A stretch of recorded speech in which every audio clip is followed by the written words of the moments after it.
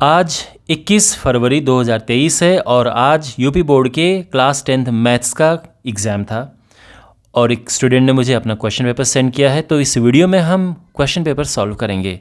अगर आपका भी क्लास 10th का आज एग्ज़ाम था तो ऑफ कोर्स आप चेक कर सकते हैं कि आपके कितने क्वेश्चन सही हैं, कितने गलत हैं। और अगर आपका भी एग्ज़ाम नहीं हुआ है या आप CBSE मीडियम के बच्चे हैं जिनका एग्ज़ाम अभी आगे होना है, तो आप भी इस वीडियो से बहुत कुछ सीख सकते हैं। ऑलराइट, तो ये आप समझ सकते हैं कि एक ही वीडियो में पूरा क्वेश्चन पेपर सॉल्व करना थोड़ा मुश्किल है क्योंकि बहुत सारे क्वेश्चंस हैं। तो मैं इसको 2 या 3 पार्ट में लेके आऊँगा। पहले पार्ट में 1 नंबर और 2 नंबर के क्वेश्चंस को हम सॉल्व करेंगे और फिर आने वाले पार्ट्स में बाकी क्वेश्चंस को मैं सॉल्व करूँगा। बाकी पार्ट भी जल्दी मैं अपलोड कर दूँगा, लिंक आपको इस वीडियो के डिस्क्रिप्शन में मिल जाएगा। तो शुरू करते हैं। तो जो खंड अ है इसमें बहुविकल्पीय प्रश्न है, 20 बहुविकल्पीय प्रश्न हैं। तो इन्हें करते हैं सबसे पहले 1 बाय 1। कौन सहअभाज्य संख्याओं का युग्म है? तो इसका ऑप्शन ए करेक्ट है। मैं आपको साथ साथ में रीज़न एक्सप्लेनेशन भी देता हूँ। सहअभाज्य संख्याएं क्या होती हैं? ऐसी संख्याएं जिनका कोई कॉमन फैक्टर नहीं होता है, उभयनिष्ठ गुणनखंड नहीं होता है, यानी जिनमें किसी भी संख्या का भाग नहीं जाता है। अब जैसे बी पार्ट आप देखो, ये दोनों में 5 का भाग चला जाता है, 5 से दोनों कट जाते हैं। ऐसे ये दोनों 7 से कट जाते हैं और ये दोनों 31 से कट जाते हैं, लेकिन ये दोनों किसी से नहीं कटते हैं। 1 के अलावा, एक के अलावा, एक को हम कंसिडर नहीं करते हैं, बाकी किसी भी नंबर से नहीं कटता है, इसलिए इसका ए ऑप्शन करेक्ट है। ये सहअभाज्य संख्याएं हैं। क्वेश्चन नंबर 2, 144 के अभाज्य गुणनखंड में अभाज्य गुणनखंड की घातों का योग है। तो सबसे पहले 144 के हम अभाज्य गुणनखंड करेंगे। तो इस तरह से हम करेंगे 18, 9, 3 कम 3, ये। तो ये 144 हो गया 2 की घात 4 गुणा 3 की घात 2। तो अगर आप इनकी घातों का योग देखें तो 4 + 2 होता है 6 और ऑप्शन बी करेक्ट है। ठीक है। क्वेश्चन नंबर 3 देखो। m के किस मान के लिए समीकरण युग्म का एक अद्वितीय हल होगा? अद्वितीय का मतलब होता है कि केवल एक ही हल है। तो जब हम क्या करते हैं कि x के गुणांक लेते हैं, उनका अनुपात। तो x का गुणांक यहाँ पर 1 है और यहाँ पर 3 है। यह बराबर नहीं होना चाहिए y के गुणांकों का अनुपात, यानी ये इधर -2 इधर आ गया और y का गुणांक यहाँ पर m है। क्रॉस मल्टीप्लाई करेंगे तो ये इस तरह से 3 दूने 6 आ जाएगा। इसका ऑप्शन सी करेक्ट है। ठीक है। क्वेश्चन नंबर 4, इसका हल क्या होगा? तो देखो 2 तरीके हैं। या तो आप सीधे इसमें हम 2 से गुणा कर देते हैं, तो ये क्या हो जाएगा? ये हो जाएगा, देखो पहले तो ये वाला लिख देते हैं, 2x + 3y = 18 और ये हो जाएगा 2x - 4y = 4। माइनस करो, मतलब जैसे हम समीकरण हल करते हैं वैसे ही। 7y ये हुआ और ये 14, तो y 2 आ गया और y 2 केवल इसमें ही है। दूसरा तरीका ये है कि आप x = 6 और y = 2 सीधा यहाँ पे रख दो और आपको ये पता चलेगा कि ये इन दोनों को ही संतुष्ट करता है। तो ये ऑप्शन करेक्ट है। बाकी में y 2 नहीं है, ध्यान रखना। आप ये ना सोचना कि x क्यों नहीं निकाला। y = 2 आ रहा है तो वो केवल a में ही है, तो ये सीधे आंसर आ गया हमारा। क्वेश्चन नंबर 5 है, k के किस मान के लिए इसके अनेक हल होंगे? अनेक हल मतलब अनंत हल। अनंत हल के लिए क्या करते हैं कि x के गुणांक क्या क्या हैं? यहाँ पर 1 है, यहाँ पर k है। ठीक है, ये बराबर होना चाहिए। अब y का गुणांक यहाँ पर k है, यहाँ पर 1 है, ये बराबर होना चाहिए। ये 1 और ये k², इस तरह से।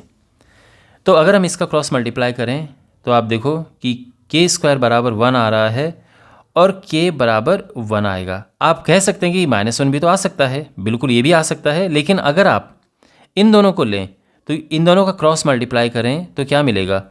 k की घात 3 = 1 मिलेगा और ये हमें देता है केवल k = 1। तो बेसिकली माइनस नहीं होगा, केवल +1 होगा और इसलिए ऑप्शन ए करेक्ट है इसका।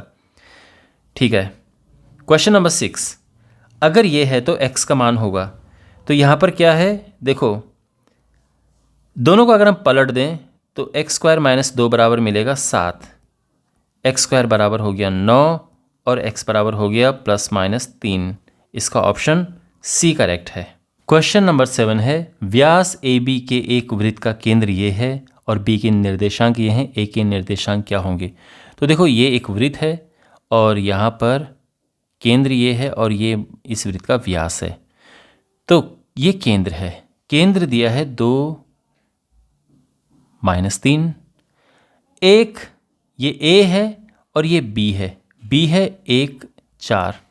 तो अगर मैं A को मान लूँ x1 y1 तो क्या होता है, मध्य बिंदु होता है x1 + x2/2, यानी जो भी ये बिंदु होगा उसका ठीक बीच में ये होता है, इन दोनों के ठीक बीच में ये होता है। तो यानी x1 और इधर x2 यानी 1 को प्लस करके 2 से भाग देंगे तो ये 2 आना चाहिए बीच वाला, क्रॉस मल्टीप्लाई किया तो ये आ जाएगा x1 + 1 = 4 और इस प्रकार से x1 आ गया है 3 और ये हमारे पास इधर है और इधर है, दोनों जगह है। ओके, तो हमें चलो y भी निकालना पड़ेगा। अब y1 + 4 बटे 2 ये है -3, क्रॉस मल्टीप्लाई करेंगे तो y1 + 4 = -6 और y1 -10 आ जाएगा। तो ऑप्शन तो इसका डी करेक्ट है। ठीक है ना, समझ आ गया। यहाँ पर क्वेश्चन है कि अगर इसके मूल बराबर हों तो k का मान है। देखो मूल जब बराबर होते हैं तो जो विविक्त कर होता है यानी b² - 4ac ये 0 होना चाहिए। अब यहाँ पर b क्या है, -12,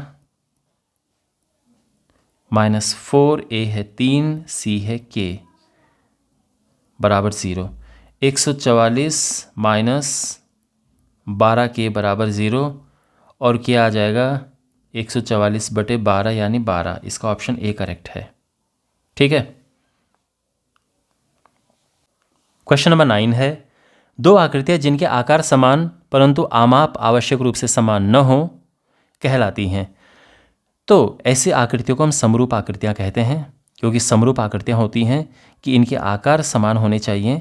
जैसे ये दो आकृतियां हैं तो आकार समान है, इनका शेप एक जैसा है, बट साइज जो है वो अलग भी हो सकता है, एक जैसा भी हो सकता है, तो इनको हम समरूप कहते हैं। लेकिन अगर साइज आवश्यक रूप से समान हो तो फिर सर्वांग समतप कहते हैं। ठीक है, अभी लिखा है कि आवश्यक रूप से समान न हो, आवश्यक रूप से जो साइज है यानी आमाप साइज वो समान नहीं होने चाहिए परंतु आकार समान होना चाहिए। समरूप आकृतियां। क्वेश्चन नंबर 10, दो समरूप त्रिभुजों की संगत भुजाएं इस अनुपात में है, उनके क्षेत्रफलों का अनुपात क्या होगा। तो क्षेत्रफलों का अनुपात होता है भुजाओं के अनुपात का वर्ग, तो इनका वर्ग करेंगे तो ये 9:25 आ जाएगा और ये ऑप्शन ए करेक्ट है। ठीक है, तो समरूप त्रिभुजों का गुण होता है ये कि उनके क्षेत्रफलों का अनुपात उनके संगत भुजाओं के अनुपात के वर्ग के बराबर होता है। तो 3 का वर्ग 9, 5 का वर्ग 25। किसी त्रिभुज की भुजाएं ये हैं तो वो त्रिभुज क्या है। देखो 3 4 5, अगर आप 3 का वर्ग करें तो 9 आता है, 4 का वर्ग करें तो 16 आता है और 5 का वर्ग करें तो 25 आता है। क्योंकि इनको प्लस करके ये आ रहा है तो ऐसा होता है समकोण त्रिभुज में, तो ये समकोण त्रिभुज है। ठीक है। क्वेश्चन नंबर 12 है, दो समरूप त्रिभुजों के परिमाप क्रमशः ये हैं, इनके क्षेत्रफलों का अनुपात ज्ञात कीजिए। देखो क्षेत्रफलों का अनुपात क्या होता है, पिछले एक क्वेश्चन में हमने क्षेत्रफलों का अनुपात लिखा था, उनकी भुजाओं का अनुपात दिया था, उनका वर्ग किया था हमने। यहाँ पर परिमाप का अनुपात का वर्ग कर देंगे, सीधी सी बात ये है। तो जैसे भुजाओं के साथ होता है सेम इसके साथ भी होगा। तो हम क्या करेंगे कि 10/15 और इसका वर्ग कर देंगे। समझ रहे हो, जैसे भुजाओं का अनुपात का वर्ग करते हैं परिमाप के अनुपात का वर्ग भी करेंगे और ये आ जाएगा 5 दूने 10, 5 तिया 15, 4/9 और ये ऑप्शन बी करेक्ट है। क्वेश्चन नंबर 13, tan थीटा दिया है, हमें cosec थीटा का मान याद करना है।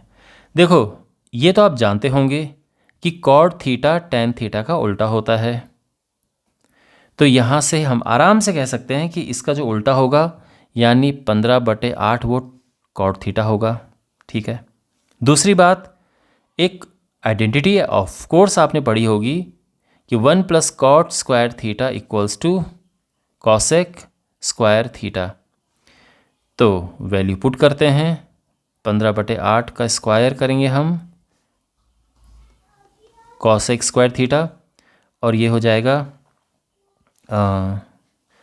1 + 15 का स्क्वायर करेंगे 225/8 = 64 और ये हो जाएगा 64 + 225/64 और यह आ जाएगा 289/64।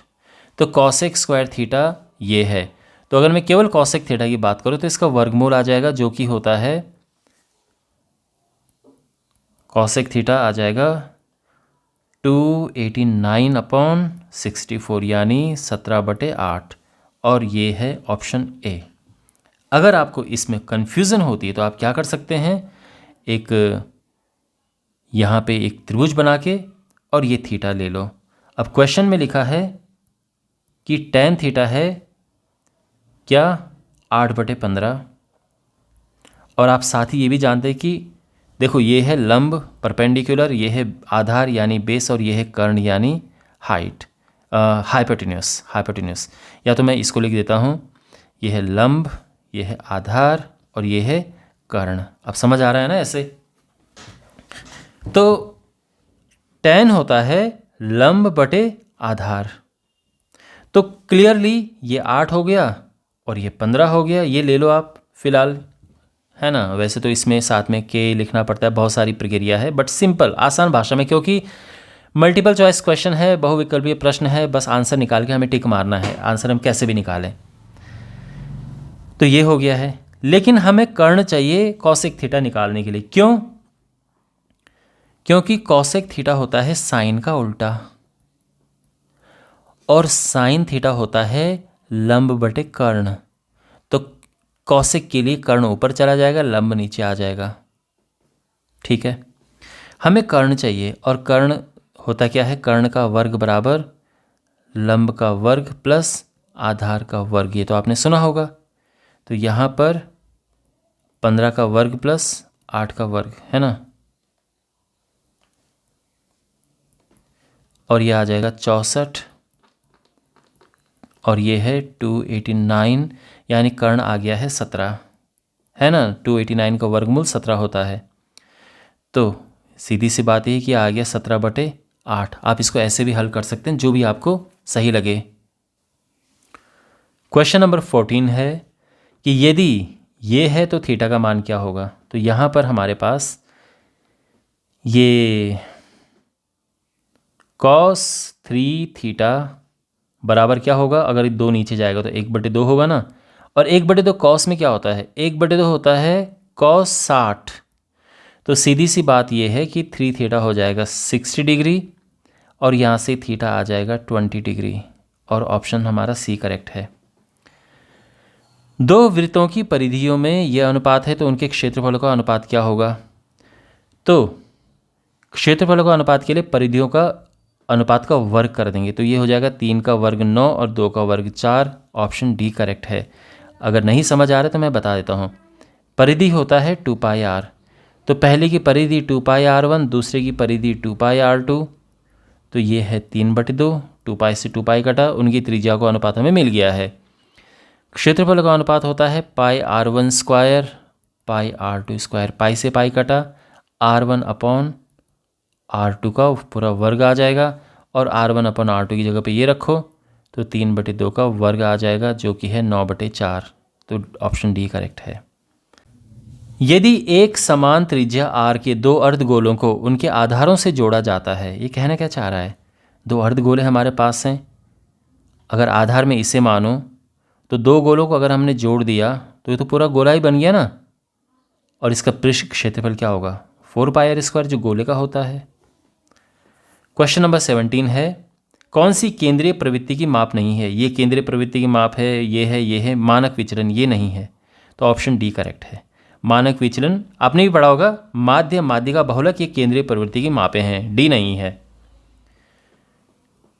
1 से 9 तक की प्राकृतिक संख्याओं का समांतर माध्य होगा।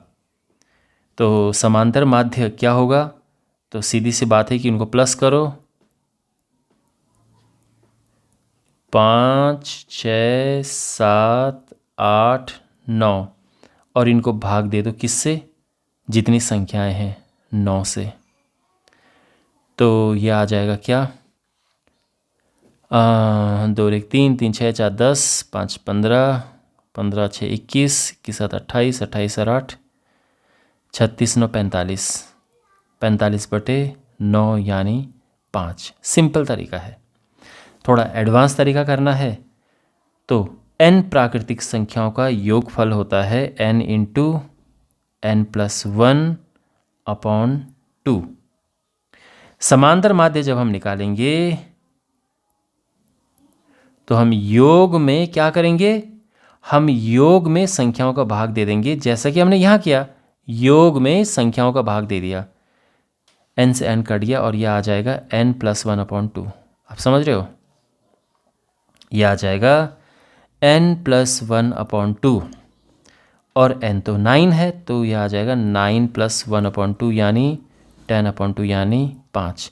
तो आप कैसे भी कर सकते हैं, जो भी आपको सही लगे। आप अगर ये सोच रहे हैं कि ये फॉर्मूला कैसे आया, तो ये पहले n प्राकृतिक संख्याओं का योग का फॉर्मूला होता है, ये इम्पॉर्टेंट फॉर्मूला। बट अगर आपने ऐसे किया है तो भी कोई प्रॉब्लम नहीं है। आंसर इसका 5 है।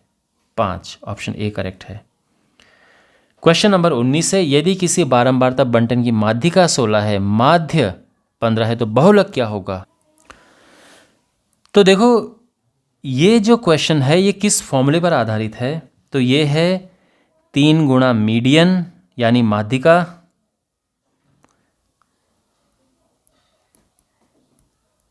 ये होता है 2 गुणा माध्य प्लस बहुलक। ये है माध्यिका 16 है, देखो ये फॉर्मूला है, ये बहुलक है लास्ट में लिखा हुआ। 3 गुणा 16 बराबर 2 गुणा माध्य है 15, बहुलक हमें निकालना है। ठीक है, तो 16 3 48 ये हुआ और 30 ये हुआ और 30 उधर जाएगा तो 18 आ जाएगा। ऑप्शन बी करेक्ट है। ठीक है। क्वेश्चन नंबर 20 है, प्रथम 10 प्राकृतिक संख्याओं की माध्यिका क्या होगी। तो प्रथम 10 प्राकृतिक संख्याएं हैं 1 2 3 4 5 6 7 8 9 10। तो यहाँ पर माध्यिका होती है सबसे बीच की। अगर मैं डायरेक्ट करना चाहूँ, क्योंकि केवल टिक मार वाला क्वेश्चन है, मतलब सीधा आपको बताना है, वर्किंग नहीं दिखानी है, तो देखो दोनों तरफ से हटाते जाओ। ये हटाया, ये हटाया, फिर ये हटाया, ये हटाया, ये हटाओ, ये हटाओ, ये हटाओ, ये हटाओ, बीच में 2 बचे ना, तो इनको प्लस करो, 2 से भाग दे दो, 11/2 यानी 5.5। इसका ऑप्शन डी करेक्ट है। ठीक है। और अब हमारे पास है सेक्शन बी यानी खंड ब, और इसमें हमारे पास चॉइस नहीं है, पूरे डिटेल में क्वेश्चंस को सॉल्व करना है, तो करते हैं 1 बाय 1। अब जो क्वेश्चन मैंने जिन पे वीडियो पहले से बना रखा है उनका लिंक मैं आपको इस वीडियो के डिस्क्रिप्शन में दे दूंगा, तो इसका लिंक आपको इस वीडियो के डिस्क्रिप्शन में मिल जाएगा। क्वेश्चन नंबर, अब ये ख देखो, कॉस ए हमारे पास है, देखो सिंपल है ये क्वेश्चन। कॉस ए है √3/2, ये होता है 30 डिग्री, कॉस 30, तो इसका मतलब ए है 30 अंश। अब अगर ए 30 है और हमें साइन 2a निकालना है, तो साइन 2a क्या होगा, साइन 2 × 30, क्योंकि ए की जगह पे 30 रख दो यहाँ पे, तो यह आ जाएगा साइन 60, और साइन 60 भी यही होता है, तो इसका आंसर है √3/2। ठीक है। सिद्ध कीजिए कि, तीसरा है, बेलन के आयतन का 2 गुना उसके वक्र पृष्ठ और आधार की त्रिज्या के गुणनफल के बराबर होता है। बेलन का आयतन होता है πr²h, तो इसका 2 गुना करेंगे तो 2 आ जाएगा। वक्र पृष्ठ होता है 2πrh और आधार की त्रिज्या होती है r, और अगर आप इधर का गुणा करेंगे तो यह आ जाएगा 2πr²h। हो गया सिद्ध, बराबर है। सिंपल क्वेश्चन था। अच्छा, अब यहाँ पर हमें इसकी माध्यिका ज्ञात करनी है, घ जो क्वेश्चन है, तो चलो फटाफट से इसकी माध्यिका ज्ञात करते हैं। तो यहाँ पे इस क्वेश्चन को, ओके, तो हमारे पास है वर्ग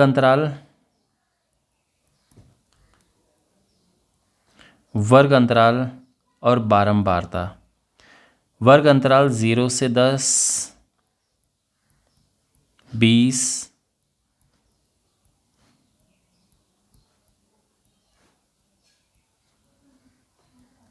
और ये 2, 8, 30, 15, 5।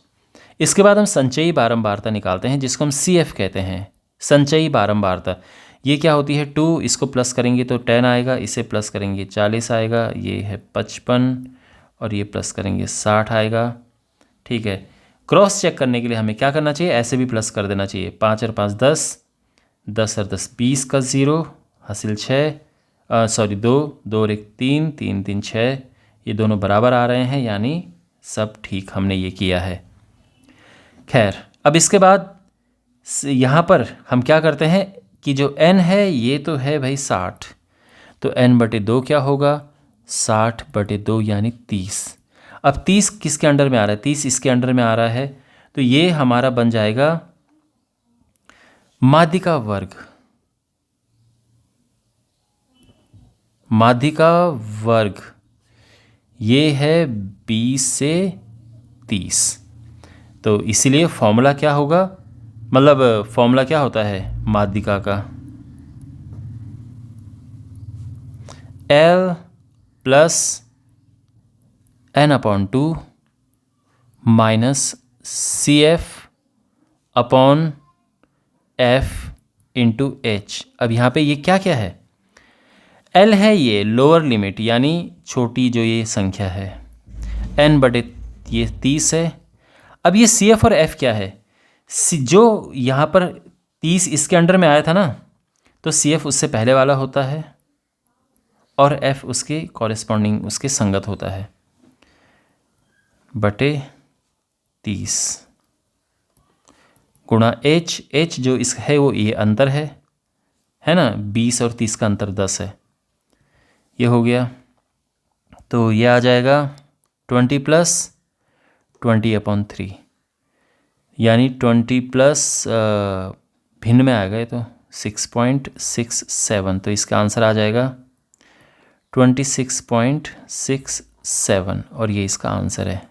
ठीक है, कोई आई होप कोई कैलकुलेशन मिस्टेक न हुई हो यहाँ पे, मैंने बहुत केयरफुली ये करने की कोशिश की है, तो आई होप, हाँ तो यही आंसर इसका लग रहा है, ये आंसर इसका करेक्ट है। अब ये क्वेश्चन हमारे पास है, उस बिंदु के निर्देशांक ज्ञात कीजिए जो इन बिंदुओं को मिलाने वाले रेखाखंड को इस अनुपात में विभाजित करता है। देखो यहाँ पर एक बिंदु x1 y1 क्या है, -1 7, दूसरा बिंदु x2 y2 ये है 4, -3 और इस अनुपात में विभाजित करता है, तो m1/m2, कुछ लोग m/n लिखते हैं, बात एक ही है। तो जो विभाजन बिंदु होता है क्या है,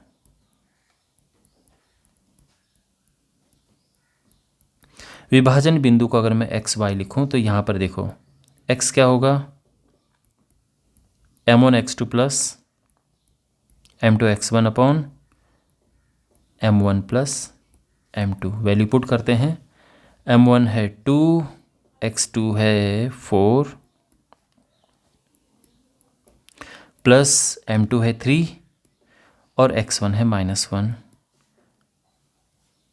2 + 3, तो ये आ जाएगा 8 - 3/5 और ये आ जाएगा 5/5 यानी 1। और जो y है वो भी इसी तरह से आएगा, m1 y2 plus m2 y1 upon m1 plus m2। m1 ये है, m2 ये है, ठीक है ना, तो और y2 ये है -3, y1 है 7, तो -6 प्लस 7 या 21/5, 15/5 बराबर और ये 3, तो विभाजन बिंदु हो गया है 1:1:3, ठीक है ना। तो आई होप आपको समझ आ गया होगा कि कैसे ये आंसर आया है।